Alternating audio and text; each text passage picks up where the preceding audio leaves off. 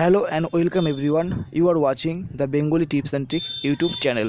বন্ধুরা, আপনারা জানেন যে বহু নাটকীয়তার পর প্রাইমারি যে টেট ছিল, যে এক্সাম হয়েছিল, সেই এক্সামের রেজাল্ট বেরিয়েছিল অনেক দিন আগে। তারপর কিন্তু তার ইন্টারভিউ কিন্তু আমার কয়েকদিন আগে নেওয়া হয়েছিল। এরপর তার কিন্তু প্যানেলও কিন্তু বেরিয়ে গেছিলো। কিন্তু গতকাল কিন্তু কী করলো, আবার এই যে জয়েনিংয়ের উপর হাইকোর্ট স্টে অর্ডার লাগিয়ে দিল। এটা কিন্তু খুবই একটা দুঃখজনক খবর। তার মানে আজকালকার পশ্চিমবঙ্গে যে কোনো চাকরি হোক না কেন, প্রথমেই একমাত্র সলিউশনও খুঁজছে কেস। যাই হোক, এর মধ্যে কতটা গুরুত্ব রয়েছে কেস করার পিছনে আর কতটা গুরুত্ব নেই সেটা নিয়ে আলোচনা করব না, কি নিউজ উঠে আসছে সেটা নিয়ে করব। ঠিক আছে, তো চলো বন্ধুরা আলোচনা শুরু করা যাক। কী বলা হচ্ছে যে প্রাইমারি শিক্ষক নিয়ে খারাপ খবর।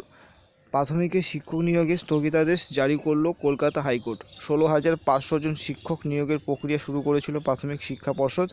তারপরই চাকরি প্রার্থীদের একাংশ হাইকোর্টে মামলা করেন। তাদের অভিযোগ, বেআইনিভাবে নিয়োগ চলছে, কোনো মেধা তালিকা প্রকাশ করা হয়নি। মামলাকারীদের এই আবেদনের ভিত্তিতে শিক্ষক নিয়োগের অন্তর্বর্তী স্থগিতাদেশ জারি করল হাইকোর্ট। 4 সপ্তাহ পরে ফের মামলা শুনানি হবে। তো এই হচ্ছে নিউজ।